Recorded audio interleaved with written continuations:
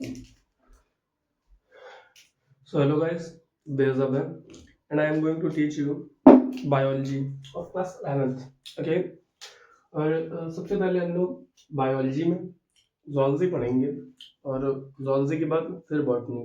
zoology में हम लोग सबसे पहले ह्यूमन फिजियोलॉजी पढ़ेंगे। ठीक है, ह्यूमन फिजियोलॉजी में आपका सबसे पहला चैप्टर आता है डाइजेशन एंड एब्जॉर्प्शन। उसके बाद breathing and exchange of gases. ठीक है, फिर उसके बाद हम लोग पढ़ेंगे बॉडी फ्लूइड एंड सर्कुलेशन, फिर excretory product and there elimination, और फिर उसके बाद the last locomotion and movement. और ऐसे करते करते फिर बॉटनी पढ़ेंगे, बॉटनी की तरफ मूव करेंगे जिसमें प्लांट फिजियोलॉजी और बायोलॉजिकल क्लासिफिकेशन, प्लांट किंगडम, ऐसे करते हुए कंप्लीट करेंगे। और एनिमल किंगडम वगैरह भी इसके बाद में पढ़ेंगे हम लोग। ठीक है, फिर सबसे पहले हम लोग समझते हैं डाइजेशन का यूज क्या है, डाइजेशन करते क्यों है। जो सबसे पहले जो होता है फूड होता है, उसमें कार्बोहाइड्रेट, न्यूट्रिशन, मिनरल्स, प्रोटीन्स बहुत सारे होते हैं, जिसमें मिनरल्स और प्रोटीन बहुत ही स्मॉल क्वांटिटी में होता है। लेकिन उनको डाइजेशन करने के लिए, पचाने के लिए पहले सबसे पहले एक सिस्टम की जरूरत पड़ती है, जिसे डाइजेस्टिव सिस्टम बोलते हैं। ठीक है, वो पूरा ट्रैक वगैरह पढ़ेंगे, इसमें एलिमेंट्री कैनाल आती है, एनस, माउथ, और anus as the last part of elementary canal. Starting जो होती है डाइजेस्टिव सिस्टम की, वो होती है हमारे माउथ से। माउथ के बाद यहाँ पे ईसोफेगस, फिर ईसोफेगस के बाद स्टमक आता है, स्टमक के बाद फिर इंटेस्टाइन आती है, जिसमें इंटेस्टाइन तीन होती है, तो स्मॉल इंटेस्टाइन होती है, उसके पार्ट तीन होते हैं। और फिर उसके बाद स्मॉल इंटेस्टाइन, लार्ज इंटेस्टाइन, ऐसे करते करते मतलब पूरा डाइजेस्टिव सिस्टम ट्रैक भी बताएंगे आपको। ठीक है, एसोसिएटेड ग्लैंड भी होते हैं, जिसमें salivary gland, gastric gland, pancreas, intestinal gland और सैलिवरी ग्लैंड। सैलिवरी ग्लैंड तो यहीं पे होती है। ठीक है, वो सब पूरा एकदम प्रॉपर फिगर से आपको पढ़ाया जाएगा, उसकी टेंशन नहीं देंगे। तो जो फूड होता है उसको डाइजेस्ट करने के लिए हम लोग डाइजेस्टिव सिस्टम का प्रयोग करते हैं, जिसके प्रोसेस को डाइजेशन बोलते हैं। ठीक है, तो डाइजेशन हमारा जो होता है, होता कहाँ है, मेन मतलब डाइजेशन होता क्या है, पहले ये जानना है। और digestion is a mechanical and biochemical process. ठीक, सबसे पहले जो वर्ड आता है कि मैकेनिकल प्रोसेस क्या होता है। मैकेनिकल प्रोसेस जो होता है, मैकेनिकल मतलब जाहिर सी बात है कि जिसमें मशीनरी काम आ रही है आपकी, तो उसको मैकेनिकल प्रोसेस बोलेंगे। और बायोकेमिकल प्रोसेस में आपका बायोलॉजिकल जो प्रोसेस होता है उसको बायोकेमिकल प्रोसेस बोलते हैं। अब बायोकेमिकल प्रोसेस में आपका वाटर और एंजाइम्स आते हैं। अब वाटर क्या काम करता है? वाटर में आपका जो एंजाइम्स होते हैं, सबसे पहले तो ऑल डाइजेस्टिव एंजाइम्स, मतलब जितने भी पचाने वाले, खाने को पचाने वाले एंजाइम्स होते हैं, वो सभी हाइड्रोलेज होते हैं। अब हाइड्रोलेज मतलब क्या होता है? हाइड्रोलेज मतलब कि जो वाटर की in the help of water work करता है, उसे हाइड्रोलेज एंजाइम बोलते हैं। फिर हाइड्रोलिसिस प्रक्रिया वो तो अलग होती है। ठीक है, अगर दिमाग में आ रहा हो कि हाँ ये भी हाइड्रोलिसिस है, नहीं नहीं नहीं, वो एक अलग प्रोसेस होता है आपका हाइड्रोलिसिस। लेकिन जो हाइड्रोलेज एंजाइम्स होते हैं वो with the help of water work करते हैं आपके। ठीक, और वाटर क्या करता है? Water play important role in metabolic process. ऐसा करके एक लाइन होती है, उसको आप लोग को दिक्कत नहीं है, नो प्रॉब्लम। और आपके जो मैकेनिकल प्रोसेस होता है, इसका क्या है, इसमें mastication of food in stomach सबसे पहला जो होता है, पर उसका mastication of food in stomach, मतलब मेस्टिकेशन ऑफ फूड का क्या मतलब है कि आपका जो स्टमक है उसके अंदर दोलन प्रक्रिया होती है। आपको ज्यादा हिंदी बोलते हैं, कोई बात नहीं। तो मतलब कि पीसना, खाने को पीसने की प्रक्रिया को मेस्टिकेशन बोलते हैं। लेकिन स्टार्ट कहाँ से होता है? माउथ से। उसको क्या बोलते हैं? Mastication of food. तो माउथ यहाँ का हो गया स्टमक का, और churning of food in mouth. ठीक है, तो ऐसे करते करते पहले आपका माउथ से स्टार्ट करेंगे, फिर उसके बाद यहाँ पे ईसोफेगस, फिर एलिमेंट्री कैनाल, फिर इंटेस्टाइन, और फिर जितने भी आपके प्रोसेसेस होते हैं वो, और आपका जितने भी मतलब उसमें केमिकल रिएक्शंस भी होती हैं आपके स्टमक में, इंटेस्टाइन में, वो सब भी हम लोग जानेंगे। तो आइए स्टार्ट करते हैं।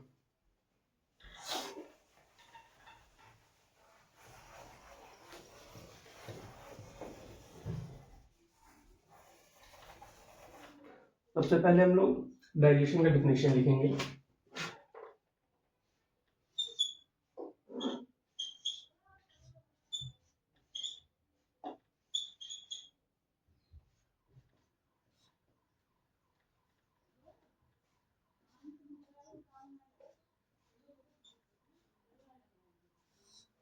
डाइजेशन क्या होता है? Digestion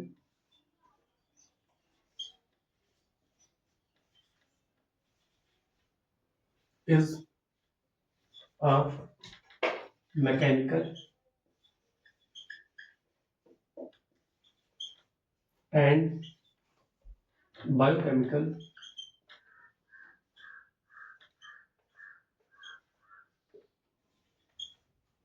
process.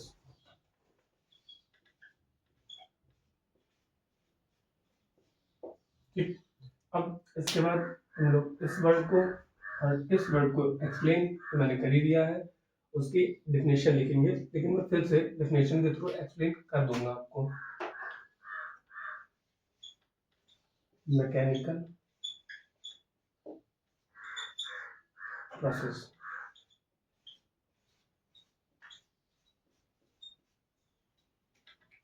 मैकेनिकल प्रोसेस में आपका आता है जो फर्स्ट स्टेप है वो है mastication of food in stomach. Okay, या फिर पहले लिखते हैं churning of food in mouth. साथ साथ नोट सुनाते रहिए। Churning of food in mouth. ठीक, इसके बाद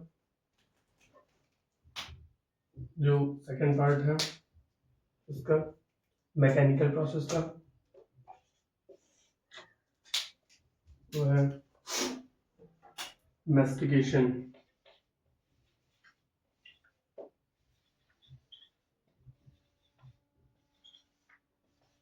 of food in stomach.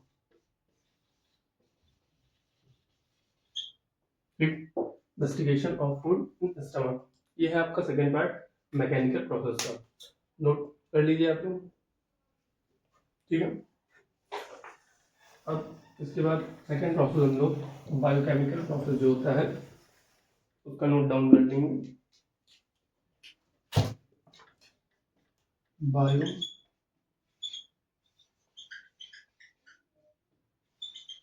Chemical process,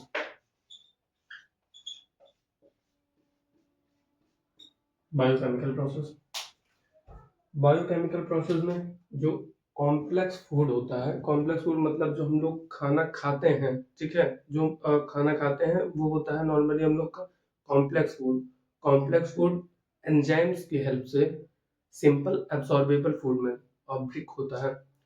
simple एब्सॉर्बेबल food का मतलब क्या है कि इस पोजीशन में आ जाता है कि जिससे हमारा स्टमक, जिससे हमारी जो एलिमेंट्री कैनाल होती है उसे एब्जॉर्ब कर सके, उसके विटामिन को, मिनरल्स को, ठीक है, कार्बोहाइड्रेट्स को, फैट्स को, इन सबको एब्जॉर्ब कर सके, जिससे हमारे बॉडी को एनर्जी प्रोवाइड हो सके। ठीक, ये कंफर्म हो गया, तो लिख देते हैं, नोट डाउन कर लेते हैं। बायोकेमिकल प्रोसेस, इसमें कॉम्प्लेक्स फूड,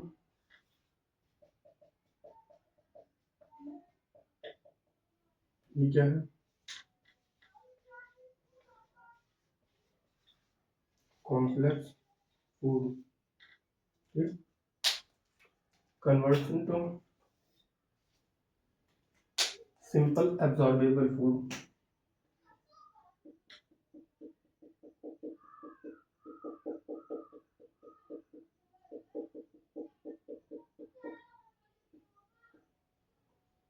simple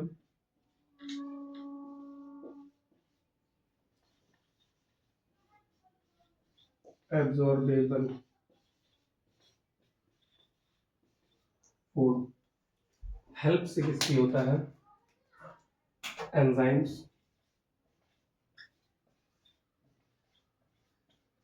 और वाटर का बहुत बड़ा रोल होता है। एंजाइम्स को वर्क कराने में, इन प्रोसेस लाने में वाटर का रोल होता है, अगर लाइक नहीं होता है तो गलत है। एंजाइम्स, ऑल डाइजेस्टिव एंजाइम्स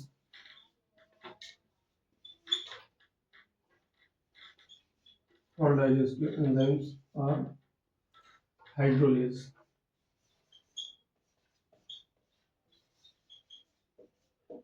ठीक है। फिर आपका वाटर वाटर प्ले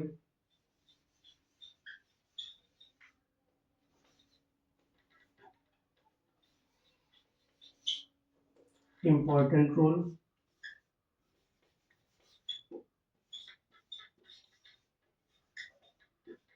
in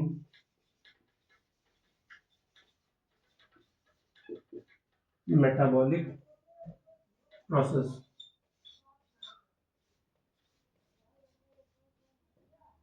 ठीक है।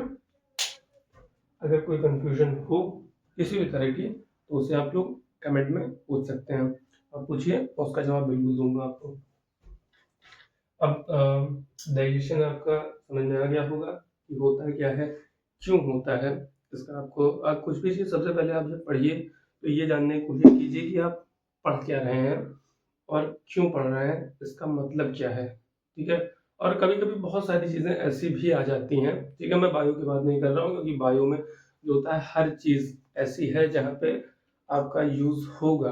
अगर आप ह्यूमन फिजियोलॉजी पढ़ेंगे तो उसमें आपकी ही पूरे बॉडी की जानकारी होगी। अगर कोई प्रॉब्लम होगी तो आप उसे आसानी से सॉल्व भी कर सकते हैं बिना किसी से पूछे जाचे। ठीक है, ह्यूमन फिजियोलॉजी पढ़ने का ये फायदा होता है।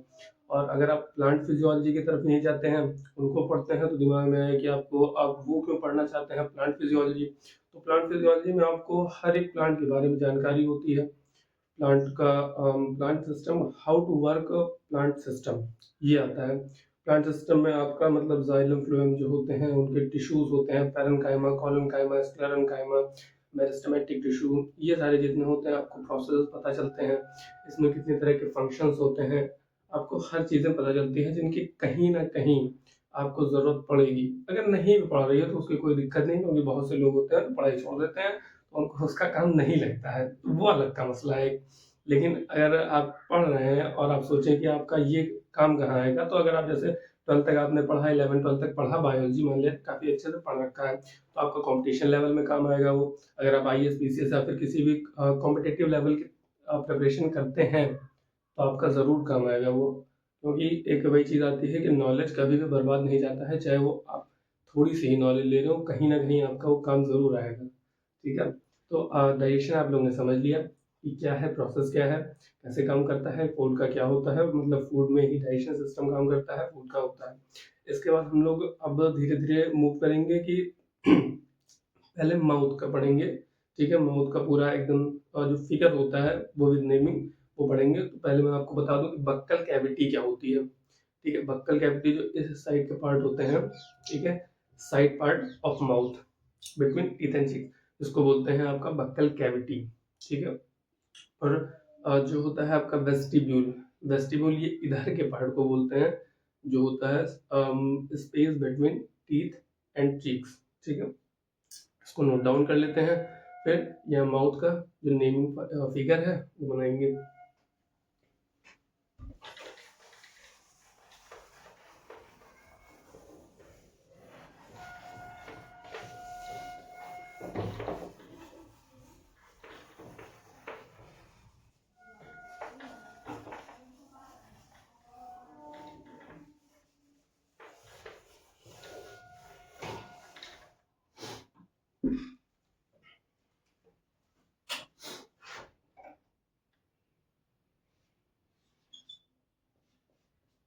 Buccal cavity,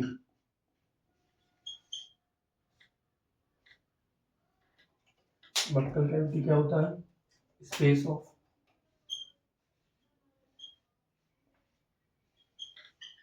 side mouth,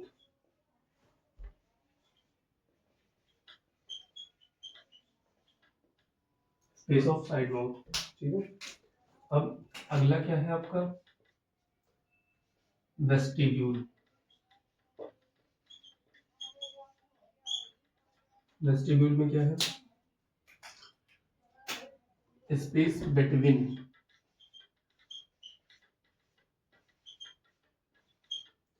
teeth and cheeks. Space between teeth and cheeks. ठीक, अब इसके बाद सबसे पहले हम लोग जो माउथ का फिगर अभी मैंने बताया वो बनाएंगे, जिसमें सबसे पहले आपका ये जान लीजिए कि डाइजेस्टिव सिस्टम या फिर एलिमेंट्री कैनाल स्टार्ट कहाँ से होती है। स्टार्ट होती है आपके माउथ से, ठीक है। माउथ, फिर टंग, फिर एपिग्लॉटिस, फिर गलेट, फिर इसोफेगस, फिर स्टमक, फिर जो आपका होता है इंटेस्टाइन, इलियम, डेडुनम, जेजुनम, ठीक है, ये फिर लार्ज इंटेस्टाइन, फिर रेक्टम, फिर एनल कैनाल। ये होता है आपका एलिमेंट्री कैनाल का पूरा। अब नेमिंग फिगर पे आ जाते हैं।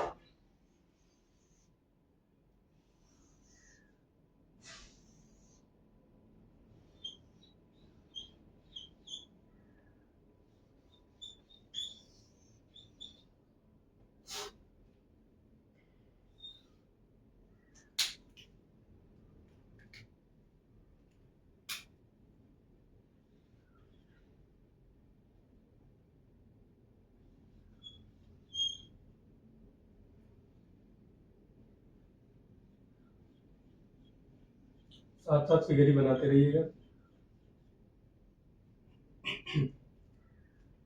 और इसकी नेमिंग कर लेते हैं। पहले बता देता हूँ, ये है नजल चैम्बर, ये है एक्सटर्नल नॉस्ट्रिल्स, यहाँ आता है हार्ड पैलेट, ये है सॉफ्ट पैलेट, ये है इवोला। इवोला क्या होता है? Modification of pallets. इन सब के बारे में बताया जाएगा, ठीक है। और यहाँ पे होता है फेरिंग्स, ये है आपका टीथ, ये है एपिग्लोटिस, ये है गलेट, ये है ग्लोटिस, ये इसोफेगस, ये ट्रेकिया। यहाँ पे होता है आपका लैरिंग्स, साउंड बॉक्स। लैरिंग्स ये चीज होती है, ठीक। और बस उसके बाद ट्रेकिया और फिर आपका एलिमेंट्री कैनाल वगैरह स्टार्ट हो जाता है पूरा। इसको नेमिंग कर लेते हैं। नेजल चैम्बर,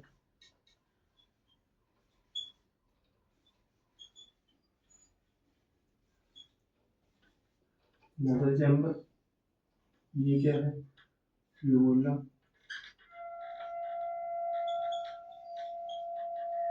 ये है एपिग्लॉटिस,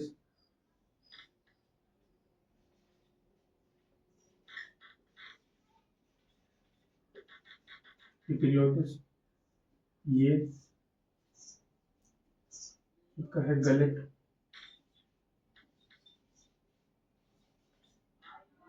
ये है oesophagus,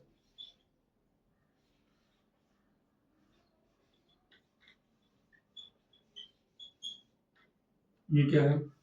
लैरिंग्स,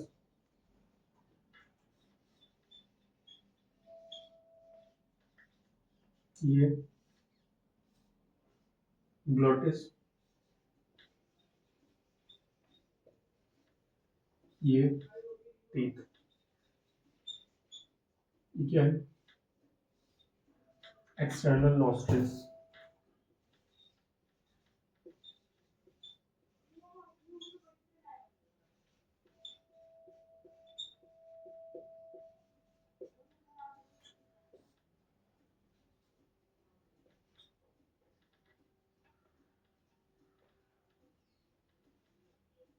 eyes,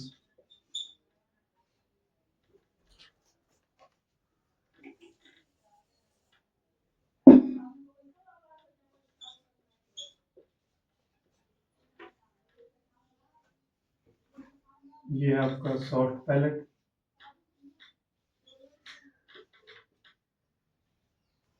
soft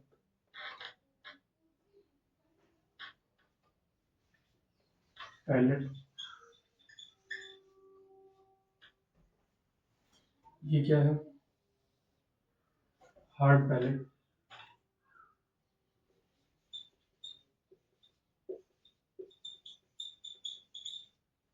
What is uvula? Modification of palate.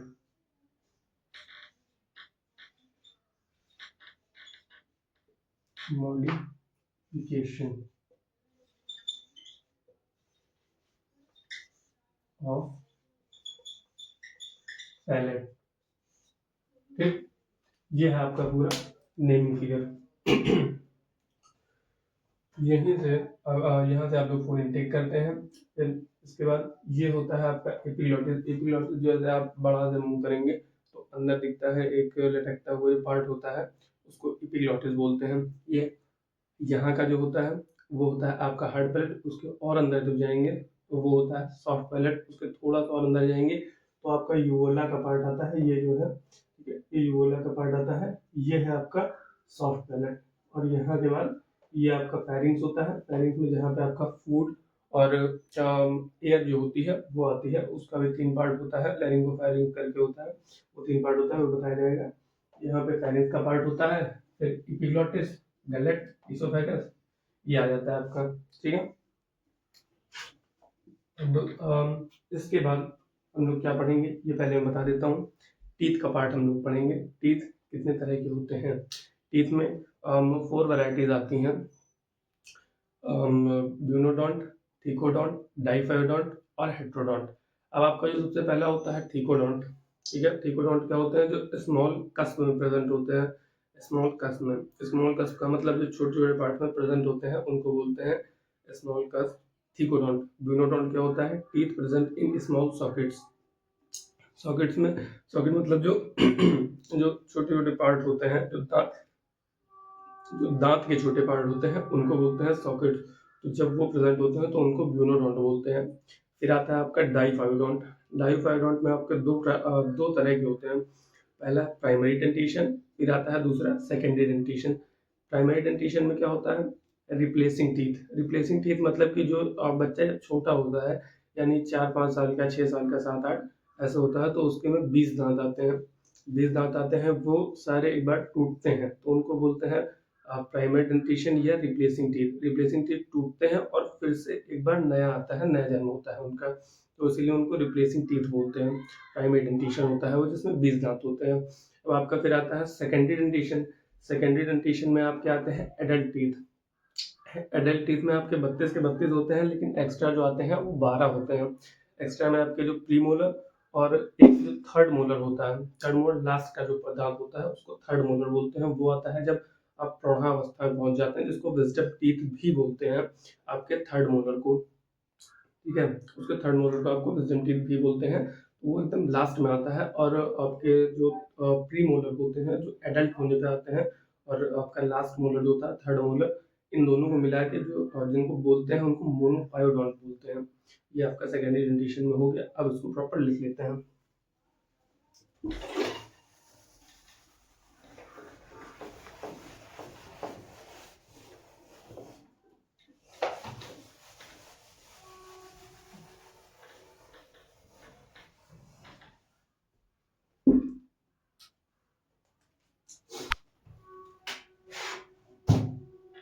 Type of teeth, पहले टीथ का बता देते हैं आपको।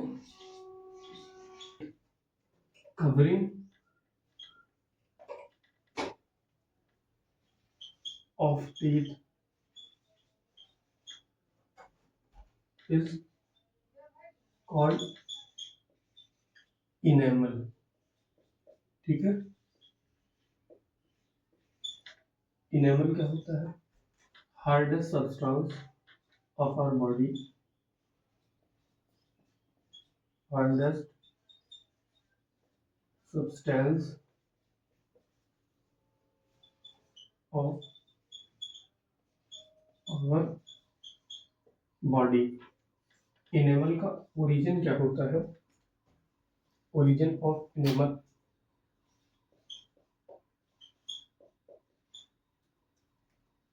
ओरिजिन होता है एक्टोडर्मल।